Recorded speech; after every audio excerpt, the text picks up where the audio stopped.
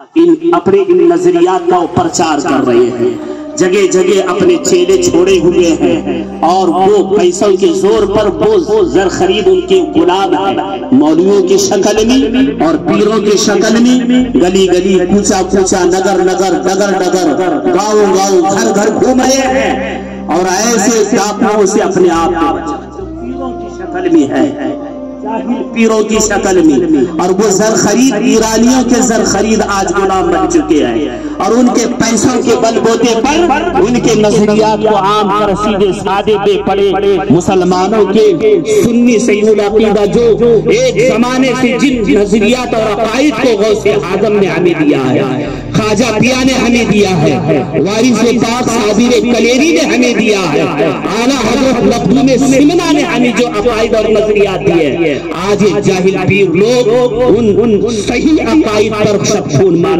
دے، اس لیے ان ڈکیتوں اور ان جاہل پیروں کو بچانا لازم، جو ایرانیوں کے ٹکڑوں پر پل کر کے ان کے نظریات کو عام کر رہے ہیں۔ آج آپ نے دیکھا ہوگا سنا ہوگا غدیر خوب منایا جا رہا بڑے دھوم دھام سے، عید غدیر، پہلی مرتبہ آپ نے نام سن رہے ہوں گے عید غدیر۔ اسلام میں صرف دو عیدیں ہیں، عید اضحیٰ، عید الفطر۔ ایک رمضان کی عید سنی مناتے ہیں، دوسری عید بقرعید، اور اس کے علاوہ دوسری عید کا تصور نہیں۔ لیکن آج کل عید غدیر منا رہے ہیں، اس کو عید غدیر بھی کہتے ہیں، عید غدیر خم بھی کہتے ہیں۔ اس کی حقیقت میں آپ کو بتاؤں یہ ہے حجۃ الوداع کے موقع پر جب حضور نے جو آخری حج فرمایا اپنی زندگی میں آخری حج فرمایا، کثیر صحابہ کرام کو لے کر حضور حج کے ارکان ادا فرمانے کے لیے تشریف لائے۔ آپ نے تمام حج کے ارکان ادا فرمائے اور تمام صحابہ کرام کو لے کر کے جب مدینہ منورہ تشریف لے جانے لگے، راستے میں ایک غدیر کا معنی آتا ہے تالاب، اس تالاب کا نام خم۔ اس خم تالاب کے پاس تمام صحابہ کرام کو جمع فرمایا۔ جمع فرمانے کے بعد اس محفل میں حضور اکرم صلی اللہ علیہ وسلم نے اہل بیت اطہار کی فضیلت بیان فرمائی، اہمیت بیان فرمائی، اور اپنے صحابہ کرام جانثار مسلمانوں کو اہل بیت اطہار کی تعظیم اور توقیر بجا لانے کا حکم فرمایا، اور ساتھ میں حضرت مولا کائنات مولا علی رضی اللہ تعالی عنہ کی فضیلت بھی بیان فرمائی۔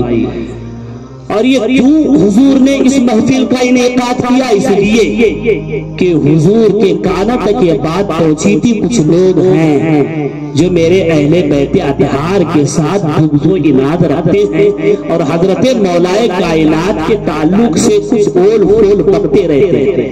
حضور کو جب یہ معلوم ہوا تو لوگوں کے ان شبہات کو، ان کے ان باطل خیالات کو دور کرنے کے لیے اور اہل بیت اطہار کی عظمت مسلمانوں کے دل و دماغ میں ڈالنے کے لیے اور مولا کائنات کی اہمیت ان کے دل و دماغ میں داخل کرنے کے لیے حضور نے اس محفل کا انعقاد فرمایا۔ اس تالاب کے پاس کھڑے ہو کر کے حضور نے خطاب فرمایا، واضح نصیحت فرمائی، جس میں آپ نے اپنے اہل بیت اطہار کی عظمت اور ان کی تعظیم کرنے کا درس دیا، اور ساتھ ہی ساتھ حضرت مولا کائنات مولا علی رضی اللہ تعالی عنہ کے متعلق بھی آپ نے بڑی ان کی فضیلتیں بیان فرمائی اور بے شمار ان کے فضیلتیں بیان کرتے رہے، اور ساتھ میں یہ بھی ارشاد فرمایا، من کنت مولا فعلی مولا، من کنت مولا فعلی مولا، میں جس کا مولا ہوں علی بھی اس کا مولا۔ اب رابضیوں نے یہاں پر مولا کا معنی کیا لیا؟ مولا کا معنی انہوں نے خلیفہ لیا، یعنی میں جس کا والی ہوں علی بھی اس کا والی ہے۔ یعنی اس سے انہوں نے یہ استدلال کیا رابعیوں نے کہ حضور نے اس خطبے میں اس وعظ و نصیحت میں حضرت علی کے خلیفہ ہونے کا اعلان فرمایا. حالانکہ کسی بھی عربی ڈکشنری میں مولا کا معنی خلیفہ نہیں آتا. مولا کا معنی دوست، حامی و ناصر، مددگار آتے ہیں. اہل سنت و جماعت مولا کا معنی یہ لیتے ہیں کہ حضور نے یہ فرمایا میں جس کا دوست ہوں علی بھی اس کا دوست ہے، میں جس کا حامی و ناصر ہوں علی بھی اس کا حامی و ناصر اور مددگار. یا خلیفہ کا معنی لینا بے وقوفی اور جہالت ہے، کیونکہ مولا کا معنی کسی بھی ڈکشنری میں خلیفہ نہیں آتا، نائب کے نہیں آتا. زبردستی کھینچ تان کر کے رابعیوں نے یہاں مولا کا معنی لے لیا خلیفہ. اور ذی الحجہ کی 18 تاریخ کو یہ واقعہ پیش آیا، لہذا وہ ذی الحجہ کی 18 تاریخ کو بڑی دھوم دھام سے اس میں عید کی طرح اس دن کو منایا. عید کی طرح کیوں مناتے ہیں؟ ان کا مقصد کیا ہے؟ ان کا مقصد یہ ہے، دو مقصد ہے ان کے اس عید منانے. ایک مقصد تو یہ ہے کہ حضرت علی کے خلیفہ بلا فصل ہونے کا اعلان، اور اسی تاریخ کو حضرت عثمان غنی کی شہادت پیش 18 ذی الحجہ کو حضرت عثمان غنی کی شہادت پیش آئی. اور یہ عید غدیر منا کر کے ایک تو یہ اعلان کر رہے ہیں کہ حضرت علی خلیفہ بلا فصل ہے، اور دوسرا یہ بتانا چاہیے اور دوسری یہ بات ہے کہ وہ حضرت عثمان غنی کی شہادت کی خوشی کا اظہار ہے. یہ دونوں باتیں، ایک طرف تو حضرت علی کے خلیفہ بلا فصل ہونے کا اعلان، اور دوسری طرف حضرت عثمان غنی کی شہادت کی خوشی کا اظہار. یہ رابعیوں کی دوغلا پن ہے کہ وہ ایسے ہی کام کرتے ہیں جس طرح کہ ہمارے معاشرے میں کنڈوں کی نیاز ہم دلاتے ہیں سیدنا امام جعفر صادق کی نیاز، جبکہ تاریخ میں آپ کا وصال جو ہے 15 رجب المرجب کو ہوا ہے. یہ نیاز 15 رجب المرجب کو ہونا ہے، 22 رجب کو ہم دیتے ہیں. اس 22 رجب کو مشہور کس نے کیا ہے؟ 22 رجب کو رابعیوں نے مشہور کیا ہے کہ جبکہ حضرت امام جعفر صادق کا وصال شریف 15 رجب کو ہوا، اور یہ رابعی لوگ 22 کو کیوں دلاتے تھے؟ اس میں ان کے دو مقصد تھے. اس میں حضرت اسی 22 رجب کو حضرت امیر معاویہ کا وصال، اس وصال کی خوشی میں انہوں نے اس نیاز کا ایجاد 22 رجب کو خوشی کا اظہار کیا. اس لیے مسلمانوں کو چاہیے کہ ان رابعیوں کی مخالفت کرتے ہوئے کنڈوں کی نیاز 15 رجب المرجب کو، کیونکہ آپ کی وصال کی تاریخ 15 رجب کو ہی ہے، اور یہ رابعیوں نے شیعوں نے اس کا ایجاد کیا 22 تاریخ کا، جس میں ان کا مقصد حضرت امیر معاویہ کے وصال کی خوشی کا اظہار کر. یہ ان کے نظریات ہیں، کیونکہ وہ حضرت امیر معاویہ کو تو وہ گالی کیا صحابی نہیں مانتے، صحابی ہی نہیں مانتے. حضرت امیر معاویہ رضی اللہ تعالیٰ عنہ جلیل القدر صحابی ہیں، کاتب وحی ہیں، اور امت کے ماموں ہیں. حضور نے فرمایا معاویہ امت کا ماموں ہے، امت کے ماموں ہیں.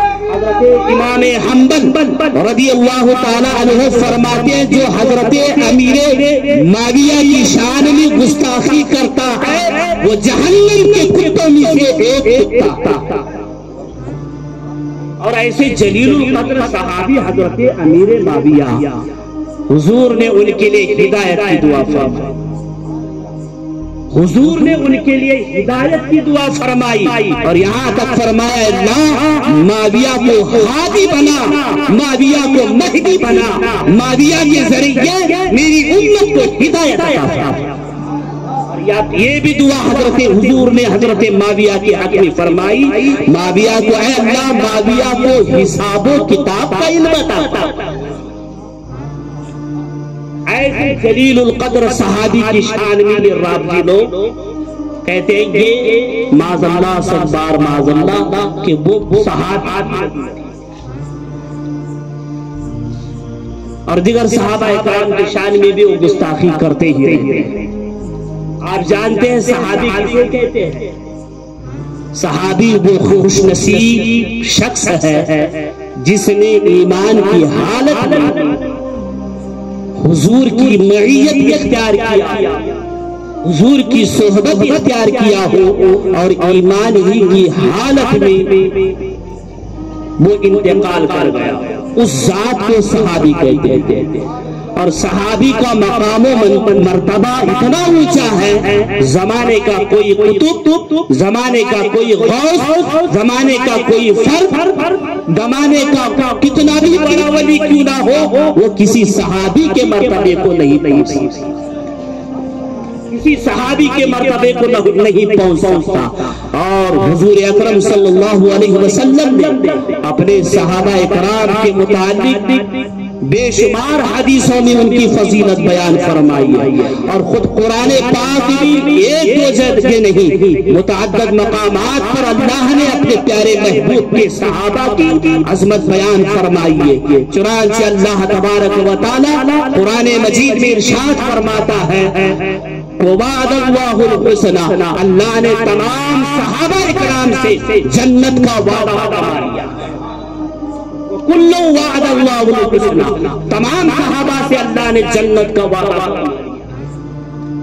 حضور کی معیت بھی ہو، جس نے ایمان کی حالت میں حضور کی صحبت اختیار کی ہو، حضور کا مقدس زمانہ پایا ہو، جس نے ایمان کی حالت میں حضور کے چہرے والدعا کی زیارت کی ہو، جس نے ایمان کی حالت میں حضور کے قیل و قال کو سنا ہو، جس نے ایمان کی حالت میں حضور کی عبادتوں کا ملاحظہ کیا ہو، جس نے ایمان کی حالت میں حضور کو چلتے پھرتے کھاتے پیتے اڑتے بیٹھتے دیکھا ہو، اور پھر ایمان ہی کی حالت میں وہ دنیا سے رخصت ہو گیا ہو، تو وہ کتنا خوش نصیب انسان ہوگا۔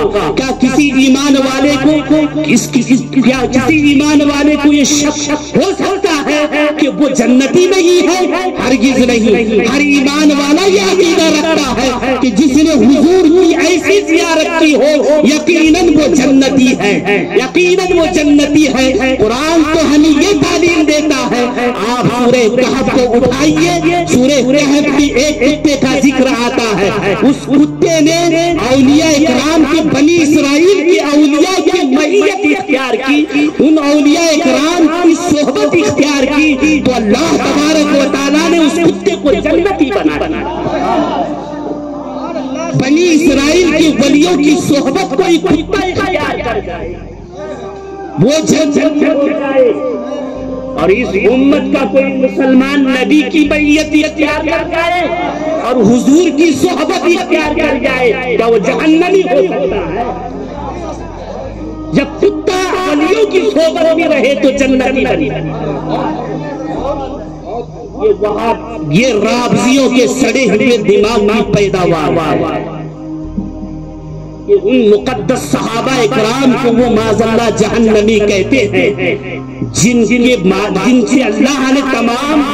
اللہ نے جنت کا وعدہ فرمایا۔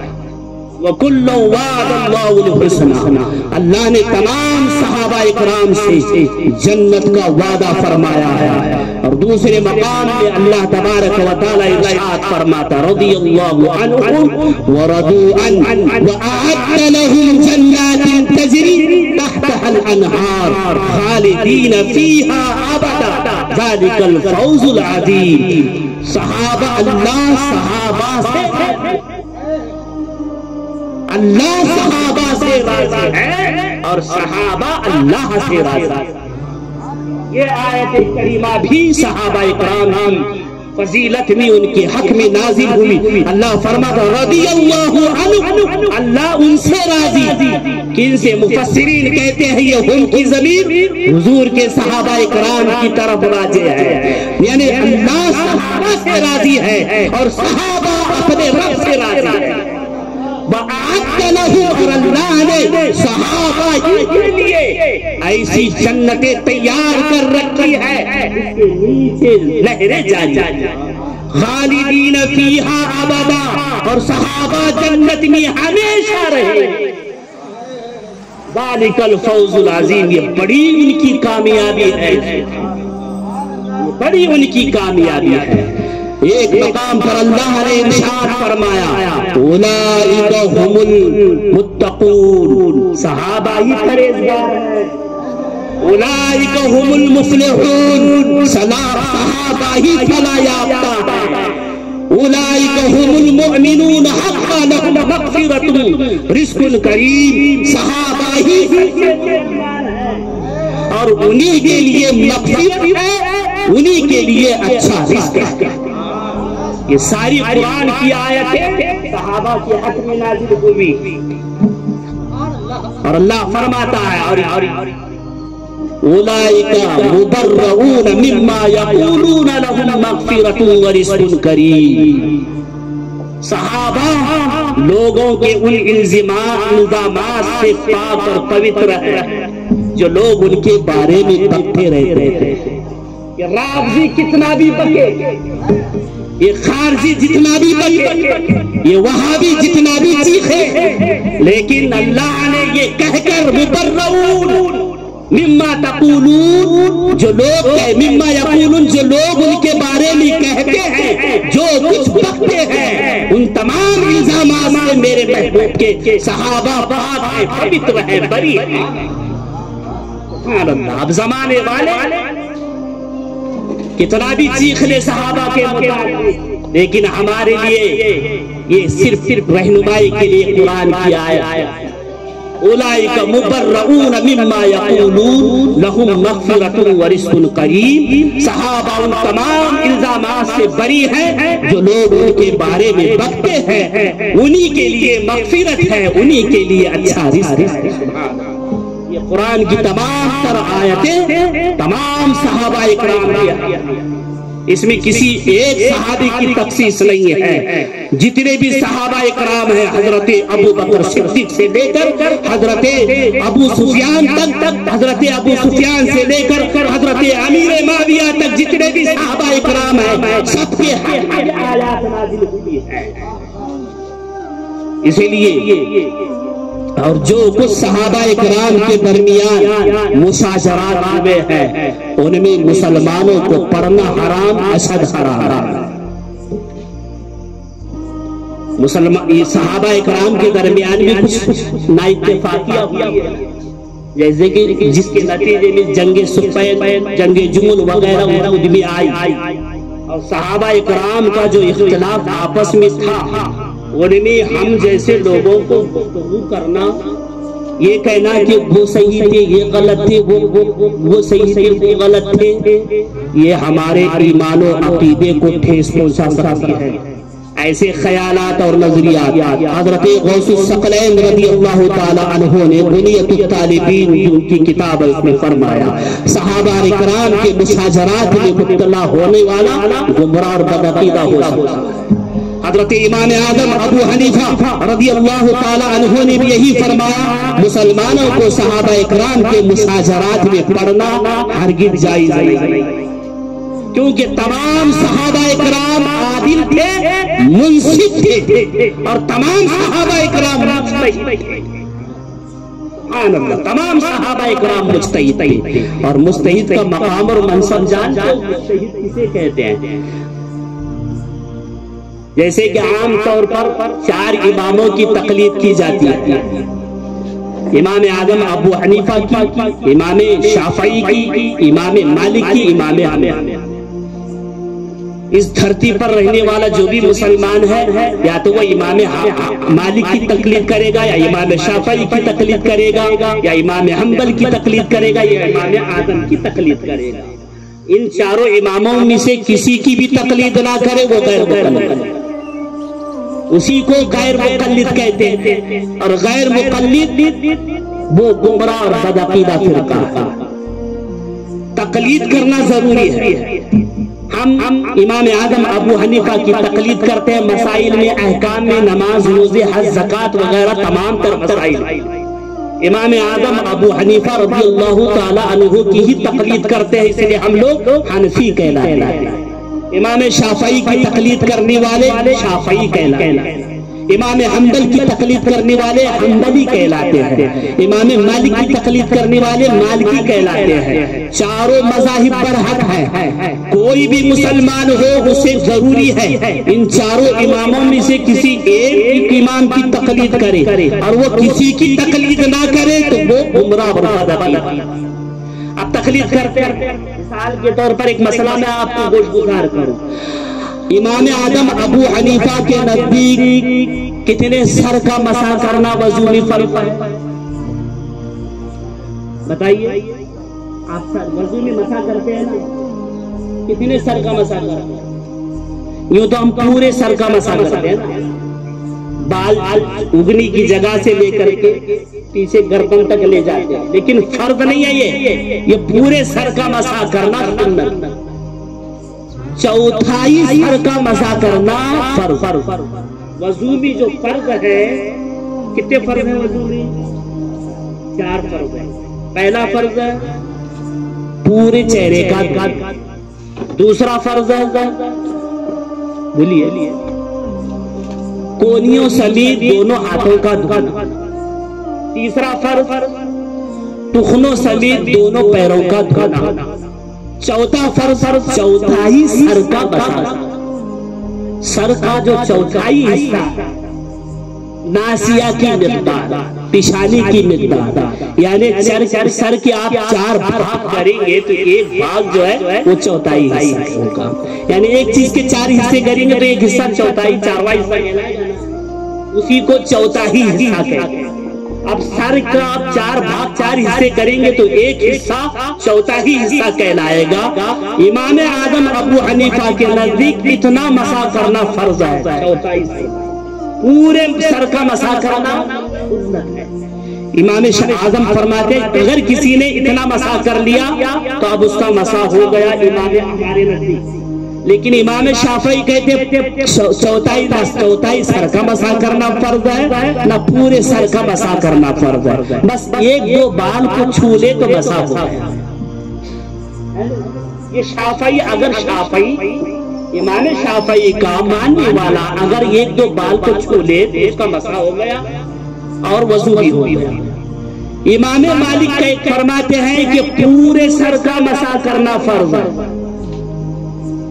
پورے سر کا مسح کرنا کیا ہے؟ اگر امام مالکی کوئی امام مالک کا ماننے والا 1-2 بال کا مسح کرے یا چوتھائی سر کا مسح کرے تو ان کے نزدیک مسح نہیں، مسح نہیں ہوا تو وضو نہیں تو نماز نہیں۔ کوئی امام اعظم کا ماننے والا ہم میں سے کوئی حنفی 1-2 بال کا مسح کرے تو مسح ہوگا، مسح نہیں ہوگا، چوتھائی سر کا مسح کرنا ہی اس کے اوپر فرض۔ یہ اختلاف آپ کو سمجھ میں آیا کہ امام اعظم کے نزدیک چوتھائی سر کا مسح کرنا فرض، امام شافعی کے نزدیک 1 سے 3 بال کا مسح کرنا فرض، امام مالک کے نزدیک پورے سر کا مسح کرنا فرض ہے۔ یہ اختلاف ہے۔ اگر کوئی حنفی امام شافعی کے مسلک پر عمل کرتے ہوئے 1-2 بال کا مسح کرے تو اس کا وضو نہیں ہوگا، وضو نہیں تو نماز بھی نہیں۔ اسی طرح کوئی مالکی امام اعظم یا امام شافعی کے مسلک پر عمل کرتے ہوئے 1-2 بال کا یا چوتھائی سر کا مسح کرے تو امام مالک کے نزدیک اس کا مسح نہیں، جب مسح نہیں تو وضو نہیں تو نماز نہیں ہے۔ لیکن امام اعظم کے مقلد کو لازمی اور ضروری ہے کہ امام اعظم ہی کی تقلید کرے، کسی شافعی کی تقلید امام اعظم، امام شافعی کی، امام مالک کی تقلید کرنا ہرگز جائز نہیں۔ اسی طرح امام شافعی کی تقلید کرنے والا امام شافعی کی تقلید کرے گا، مالکی امام مالک کی ہی تقلید کرے گا۔ لیکن دیکھیے یہاں سر کے مسئلے میں تین باتیں وجود میں آئی۔ ایک امام کہتے ہیں صرف چوتھائی سر کا مسح کرنا، ایک امام کہتے ہیں 1 سے 3 بال تک کا مسح کرنا، ایک امام کہتے ہیں پورے سر کا مسح کرنا۔ اور یہ تینوں میں سے ایک بات اللہ کے نزدیک درست ہے، تینوں صحیح نہیں ہو سکتے، تینوں صحیح نہیں ہو سکتے، ایک کوئی نہ کوئی بات یا تو پورے سر کا مسح کرنا، یا تو 1 سے 2 بال تک کا مسح کرنا، یا تو چوتھائی سر کا مسح۔ اللہ کے نزدیک ان تینوں باتوں میں سے ایک بات درست ہے، لیکن ہم کہتے ہیں ہماری بات ٹھیک ہے، حنفی کہتے ہیں چوتھائی سر کا مسح کرنا ہی فرض ہے۔ اس کے باوجود مان لے آپ امام اعظم کی بات ٹھیک نکل گئی، 10 گنا ثواب امام اعظم۔ اگر امام شافعی اور امام مالک کی بات اگر غلط نکل گئی، گناہ نہیں ثواب۔ یہ مجتہد کا مقام ہے، میں سمجھا رہا ہوں مجتہد کسے کہتے ہیں، یہ کیونکہ یہ امام قرآن و حدیث کو سامنے رکھ کر مسائل کو استخراج کرتے ہیں، قرآن کی آیتوں سے مسائل نکالتے ہیں، اصول اور ضابطوں کو کے ذریعے سے جو ان کو اللہ نے علم دیا ہے، اس علم کے ذریعے ان اماموں نے اپنے اپنے انداز سے مسائل نکالے۔ ایک نے کہا کہ چوتھائی سر کا مسح فرض ہے، ایک نے کی سمجھ میں یہ آیا کہ 1 سے 3 بالوں تک کا مسح کرنا فرض ہے، ایک امام کی سمجھ میں یہ آیا کہ پورے سر کا مسح کرنا فرض ہے۔ اب امت کے لیے، مسلمانوں کے لیے یہ حکم ہے، جو جس امام کی تقلید کرتا ہے اسی امام کی بات پر عمل کر لے، اس کا وضو بھی درست ہوگا، نماز بھی درست ہوگا۔ لیکن اللہ کے نزدیک علم سے 3 میں سے ایک بات درست ہو سکتی ہے، خدا نہ خواستہ سمجھو امام اعظم کی بات درست نکل گئی، اب نکل گئی تو امام مالک کی یا شافعی کی غلط ہو بھی جائے تب بھی انہیں گناہ نہیں دیا جائے گا، بلکہ تب بھی وہ ثواب کے مستحق ہوں گے، اس لیے کہ مستحق اجتہاد کرنے میں غلطی بھی کر جاتا ہے تب بھی اسے ثواب دیا جاتا ہے، تب بھی وہ ثواب کا مستحق ہوتا ہے، مستحق کا یہ مقام ہوتا ہے۔ ولایت کا وہ منصب ہے، ولایت کا وہ اعلیٰ مقام ہے کہ اس ولایت کے منصب پر آدمی فائز ہو جاتا ہے تو پھر اس کی غلطی کے اوپر بھی اللہ اسے ثواب دیتا ہے۔ اجتہادی، اور جب یہ تو امام اعظم ہو، امام مالک ہو، امام شافعی ہو، امام مالک ہو، کوئی بھی کسی بھی صحابی کے مرتبے کو نہیں پہنچتا، اور جب ان مجتہدین کے خطاؤں پر اللہ ثواب عطا فرماتا ہے تو تمام صحابہ اکرام مجتہد تھے، اگر وہ خطا کر بھی جاتے ہیں تب بھی ثواب کے مستحق ہوتے ہیں، اگر ان کے درمیان کچھ اختلافات تھے بھی تو اس کے باوجود اللہ انہیں ثواب عطا فرمائے گا، کیونکہ وہ سب کے ساتھ مجتہد تھے، اور اجتہادی خطاؤں پر اللہ عتاب نہیں فرماتا بلکہ انہیں ثواب عطا فرماتا۔ یہ عقائد اہل سنت سے ہے، ہمیشہ ذہن میں رکھنا۔ لوگ دیکھو حضرت علی کے ساتھ حضرت امیر معاویہ لڑ دیے، یہ بہانے لاتے ہیں، حضرت علی کے ساتھ حضرت ام المؤمنین عائشہ صدیقہ رضی اللہ تعالیٰ عنہا لڑ دی۔ اس طریقے سے یہ باتیں ایسے بیان کرتے ہیں کیونکہ ہمارے سنی مسلمان ان مسائل سے ناواقف ہوتے ہیں، سیدھے سادے، اور ناواقفیت میں ان گمراہوں کی گمراہی کے دلدل میں اور ان کے جال میں اور ان کے دامے فریب میں پھنس جاتے ہیں۔ اس لیے ہمیشہ ہوشیار رہو، تمام صحابہ کرام مجتہد تھے، اور اللہ نے اگر کسی صحابی سے کوئی اجتہادی غلطی ہو بھی جاتی ہے تو ان پر بھی انہیں اللہ ثواب عطا فرماتا۔ سبحان اللہ، قرآن کی بے شمار آیتیں ہیں صحابہ کرام کی عظمت پر، اور بے شمار حدیثیں ہیں جن صحابہ کرام کی عظمت پر جو دال ہے۔ اللہ کے رسول صلی اللہ علیہ وسلم نے اپنے مقدس صحابہ کرام کے بارے میں ارشاد فرمایا، اکرموا اصحابی فإنہ خیارکم، میرے صحابہ کی تم تعظیم اور توقیر بجا لاؤ، اس لیے کہ میرے صحابہ تم سب سے بہتر ہے، تم سب سے بہتر ہے۔ اصحابی کالنجوم فبأیہم اقتدیتم اہتدیتم، میرے صحابہ ہدایت کے ستارے ہیں، ان میں سے تم کسی کی بھی پیروی کر لو ہدایت پا جاؤ۔ حضور نے ارشاد فرمایا لا تسبوا اصحابی فلو ان احدکم انفق مثل احد ذهبا ما بلغ مد من احدکم ولا نصیفا. میرے صحابہ کو برا بلا مت کہا کرو، اس لیے کہ تم میں کا کوئی احد پہاڑ کے برابر سونا خرچ کر ڈالے تو میرے کسی صحابی کے 1 کلو آدھا کلو گیہوں کے صدقے کو نہیں پہنچ پائے. میرا صحابی 1 کلو گیہوں یا آدھا کلو گیہوں صدقہ کر دے تو تمہارا احد پہاڑ کے برابر سونا خرچ کرنا بھی میرے کسی صحابی کے آدھا کلو گیہوں کے صدقے کے برابر نہیں ہو سکتا. اس لیے میرے صحابہ کی شان میں توہین نہ کرو. حضور نے ارشاد فرمایا من سبہ لا تسبوہ فمن سبہ فعلیہ لعنۃ اللہ. صحابہ کی شان میں توہین مت کرو، جو صحابی کی شان میں توہین کرے اس پر اللہ کی لعنت. من تسبهم فعليه لعنة الله والملائكة والناس أجمعين لا يقبل الله منه صرفا ولا عدلا. حضور نے ارشاد فرمایا میرے صحابہ کو برا بلا مت کہو، جس نے میرے صحابی کو برا بلا کہا اس پر اللہ کی لعنت ہے، فرشتوں کی لعنت ہے، دنیا بھر کے انسانوں کی لعنت ہے، اور اللہ نہ اس کا کوئی فرض نہ اس کی فرض عبادت قبول کرے گا نہ اس کی نفل عبادت قبول کرے گا. اور یہاں تک حضور نے فرمایا اذا رأیتم الذین یسبون اصحابی فقولوا لعنۃ اللہ علی شرکم. جب تم کسی شخص کو دیکھو کہ وہ میرے صحابی کو برا بلا کہہ رہا ہے تو تم کہو اللہ کی تم پر لعنت، اللہ کی تم پر لعنت ہو. یہ صحابہ اکرام کی عظمت پر خود حضور نے اپنے صحابہ کی عظمت بیان فرمائی. اور یہ تو عام صحابہ اکرام کے